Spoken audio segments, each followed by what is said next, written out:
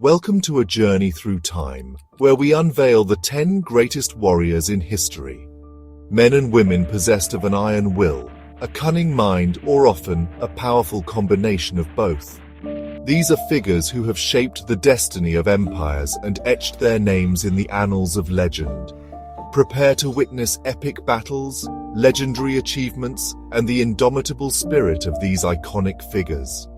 From the sun-scorched deserts to the windswept plains, we will journey across continents and through centuries, reliving the clash of steel, the thunder of a million hooves, and the cries of both victory and defeat. But more than just recounting the stories of these warriors, we will delve into the heart of what made them tick. What drove them to conquer? What strategies did they employ? And how did their actions reshape the world as they knew it? The Himalayas, a fortress of snow and stone, stand sentinel over the northern frontier of ancient India. It is here, amidst these towering peaks and verdant valleys, that our tale begins, a tale of a king whose name echoed like thunder across the mountains. Lalitaditya Muktapida, 724 to 760 CE, King of Kashmir. Imagine, if you will, the year is 724 CE. The sun rises over the kingdom of Kashmir, its golden rays illuminating a land brimming with life and vitality. At its helm, a young king ascends to the throne, a ruler destined to carve his name into the very fabric of history. His name was Lalitaditya Muktapida, the Sun of Conquest. Lalitaditya's reign marked a golden age for Kashmir, a period of unprecedented expansion and prosperity. His armies, vast and disciplined, swept across the northern plains like a tide, conquering vast swathes of territory and forging an empire that stretched from the icy heights of Tibet to the fertile plains of the Gangetic heartland. His campaigns were the stuff of legend. From the scorching deserts of Central Asia to the lush river valleys of the south, Lalitaditya's armies marched, their banners rippling in the wind, their spirits unbroken. He faced down formidable foes, the Arabs, the Tibetans, the Turks, and emerged victorious, cementing his reputation as one of the most feared and respected rulers of his time. But Lalitaditya was more than just a conqueror. He was a visionary leader, a patron of the arts, and a builder of extraordinary temples and cities.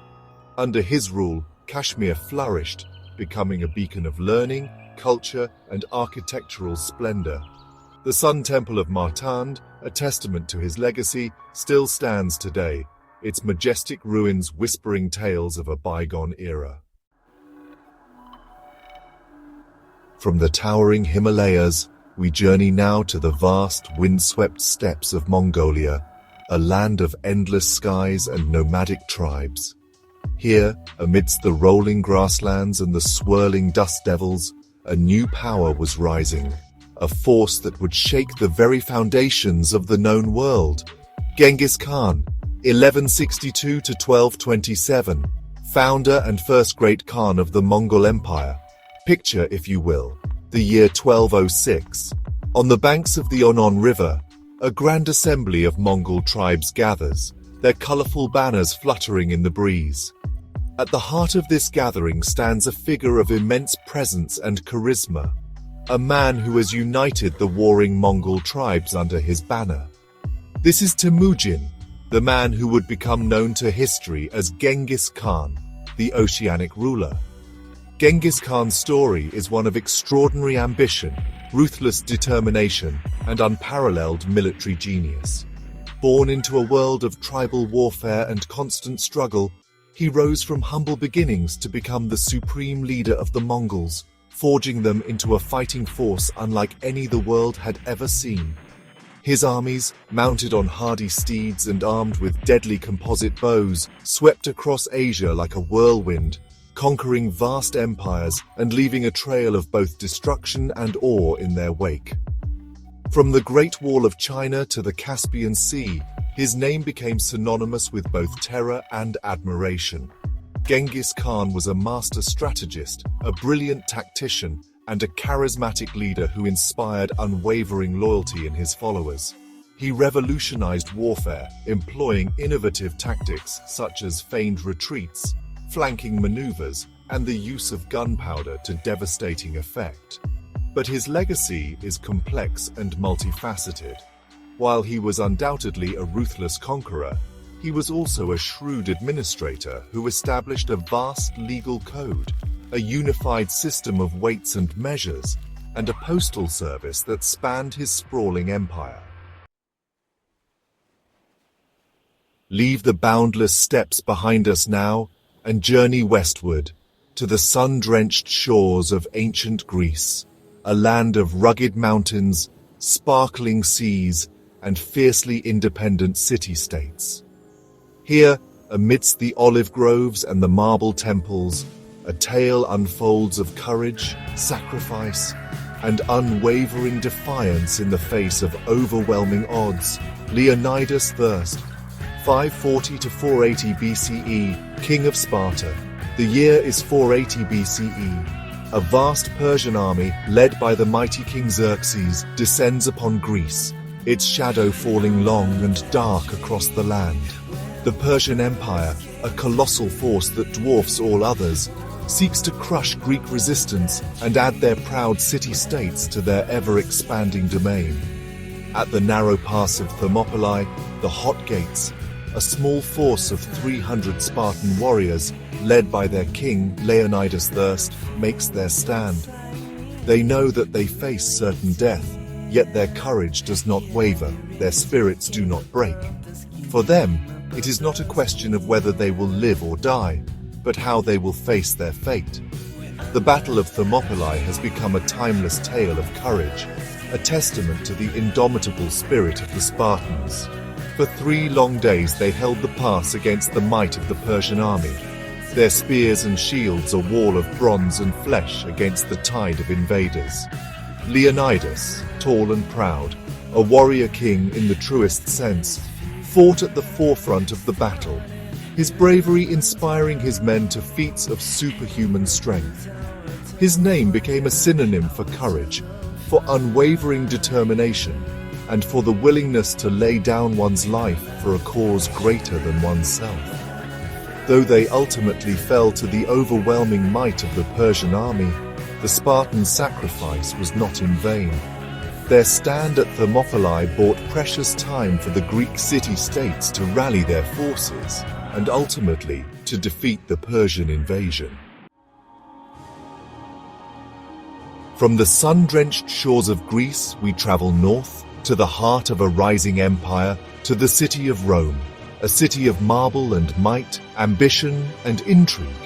Here in the shadow of the Forum, amidst the clamor of the Senate and the roar of the Colosseum, another legend was forged, a tale of military brilliance, political cunning, and an ambition that knew no bounds. Julius Caesar, 100 to 44 BCE, Roman general and statesman. Imagine, if you will, the year 58 BCE. A young general, Julius Caesar, stands on the banks of the Rubicon River, his legions arrayed behind him. He is poised to cross the river, an act of treason against the Roman Senate, but also a declaration of his ambition, a gamble that will determine the fate of Rome itself.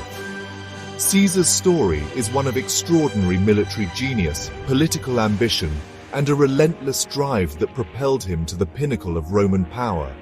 He was a brilliant strategist, a charismatic leader, and a master of propaganda, capable of swaying both the hearts and minds of the Roman people. His conquest of Gaul, a vast territory encompassing modern-day France, Belgium, and parts of Germany, was a testament to his military prowess.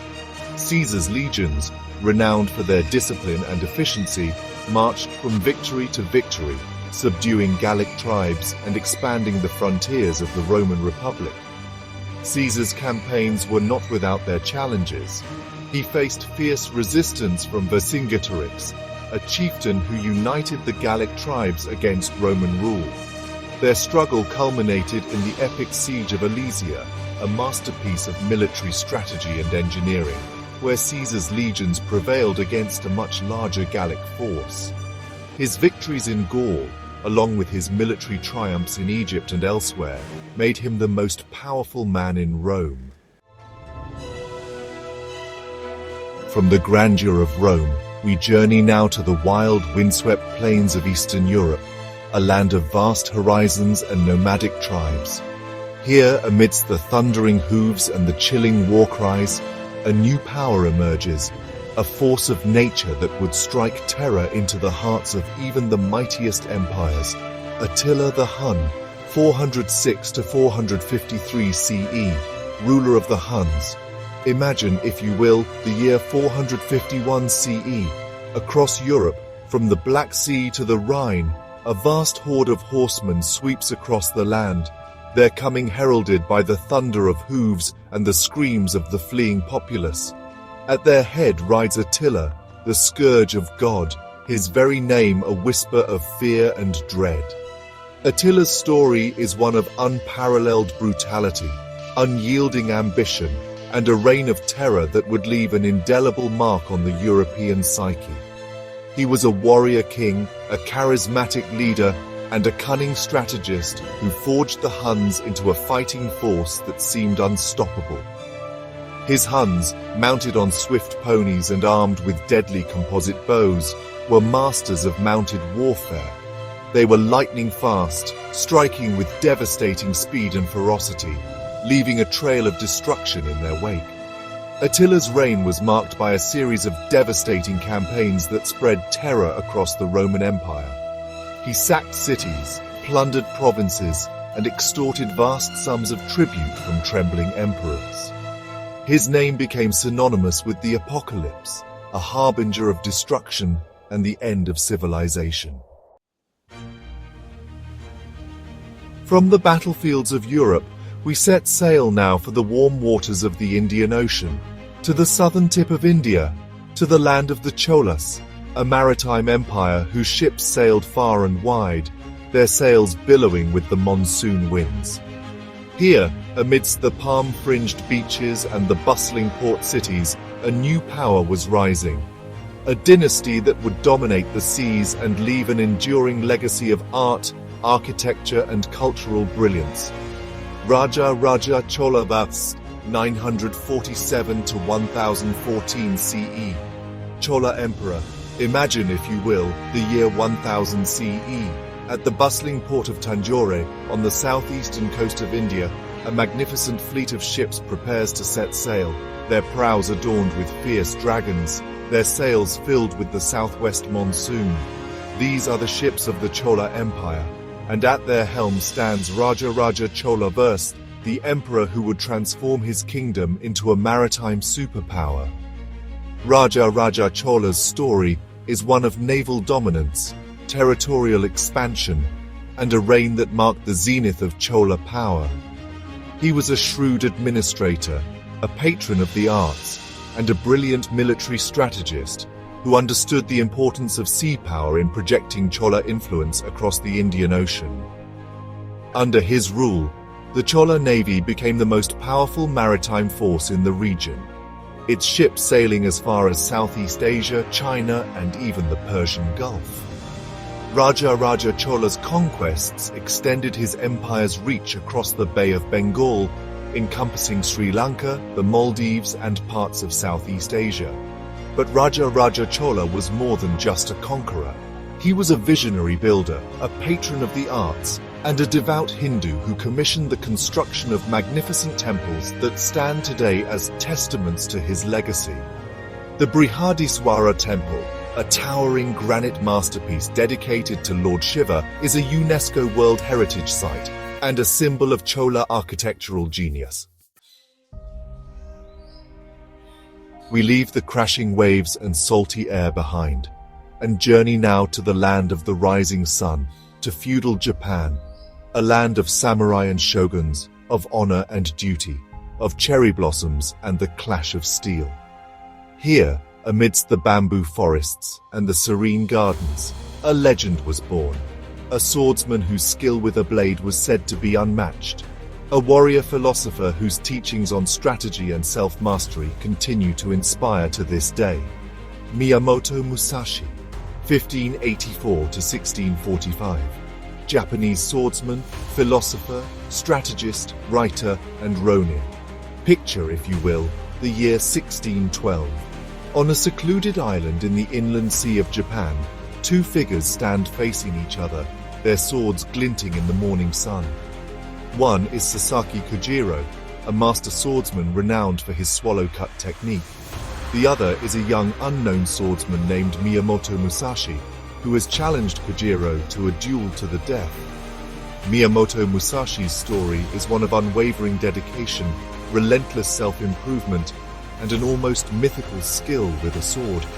He was a ronin, a masterless samurai, who wandered the land seeking worthy opponents and honing his skills in countless duels. Musashi was a master of the two-sword style of fighting known as Nitan Ichi-ryu, which he developed through years of rigorous training and live combat. He believed in fighting with both the katana and the wakizashi simultaneously, a revolutionary concept that gave him a distinct advantage over his opponents. His duels were legendary. He is said to have fought in over 60 duels and never lost, defeating renowned swordsmen and even entire schools of swordsmanship. His most famous duel, against Sasaki Kojiro, has become the stuff of legend, a testament to his speed, precision, and strategic brilliance. But Musashi was more than just a swordsman. He was a skilled artist, a calligrapher, and a writer who penned the Book of Five Rings, a treatise on strategy, philosophy, and the art of war that is still studied today by business leaders, martial artists, and anyone seeking to achieve excellence in their chosen field. From the serene gardens of Japan, we journey back to Europe, to a continent ablaze with revolution, to France, a land of simmering discontent and boundless ambition. Here, amidst the chaos and upheaval, a new star was rising, a brilliant military mind and a charismatic leader who would reshape the map of Europe and leave an indelible mark on the course of history. Napoleon Bonaparte, 1769 to 1821. French military and political leader. Imagine, if you will, the year 1804. In the grandeur of Notre Dame Cathedral in Paris, a momentous coronation is taking place.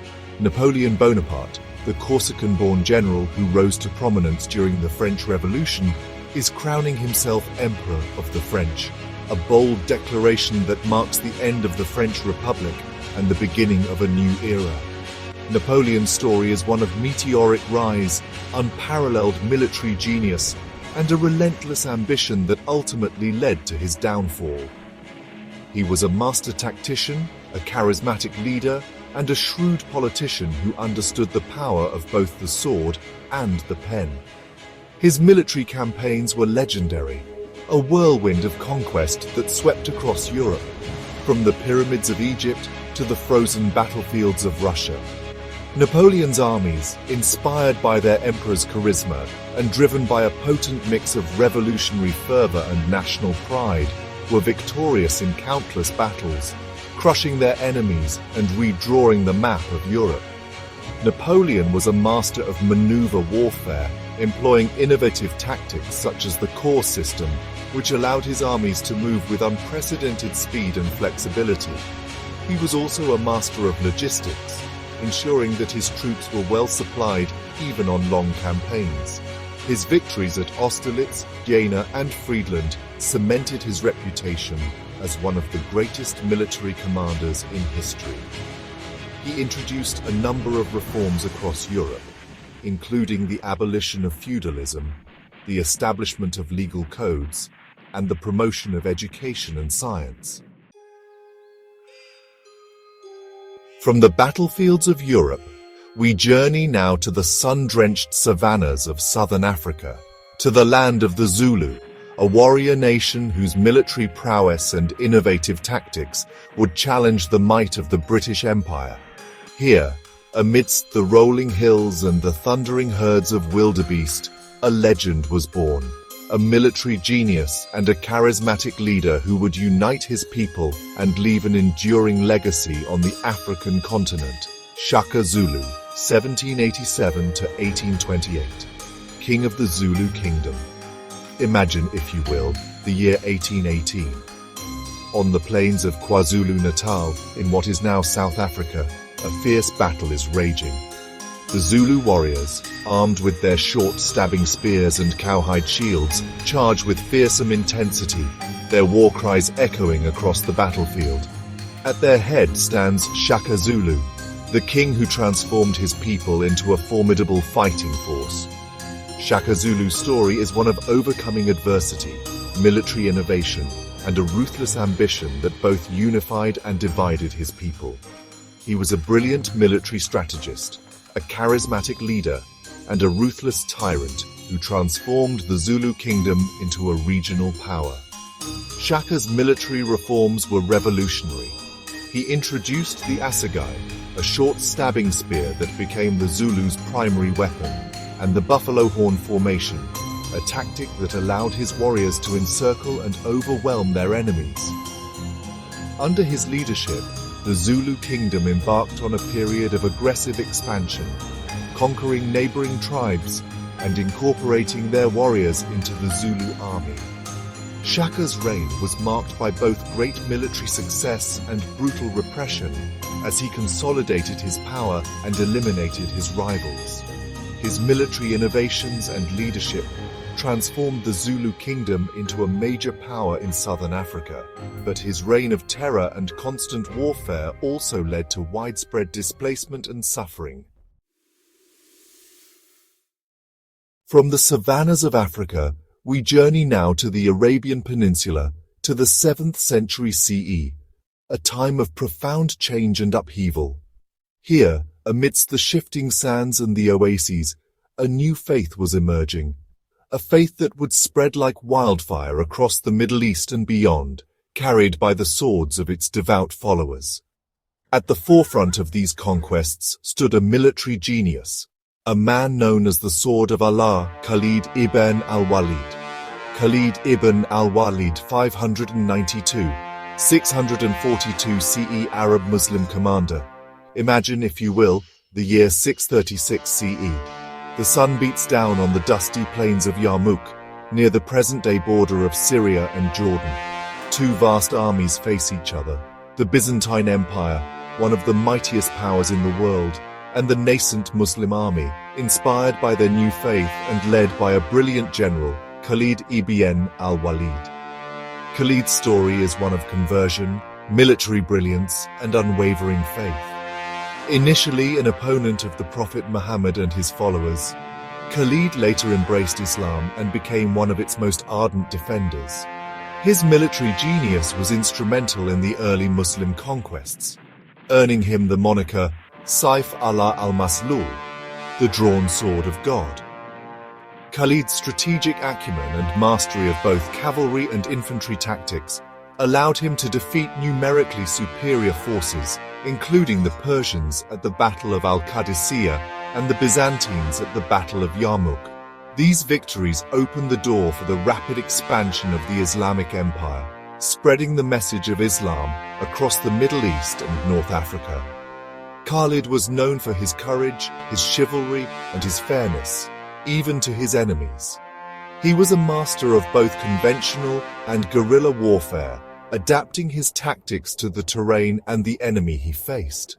His victories laid the foundation for the Islamic Golden Age, a period of great intellectual, cultural, and scientific flourishing. These warriors, from different eras and corners of the globe, each carved their own paths through history. Their stories are tales of courage, ambition, brilliance, and sometimes brutality. They remind us of the power of human will, the allure of conquest, and the enduring impact of leadership. These warriors have left an indelible mark on history, their legacies echoing through the ages. They have inspired countless generations with their courage, their ambition, and their unwavering pursuit of victory. They remind us that even in the face of overwhelming odds, the human spirit is capable of extraordinary feats. Thank you for joining us on this epic journey. Until next time, stay inspired by the legends of the past. May their stories ignite within you the courage to face your own battles, to pursue your own dreams, and to leave your own mark on the world.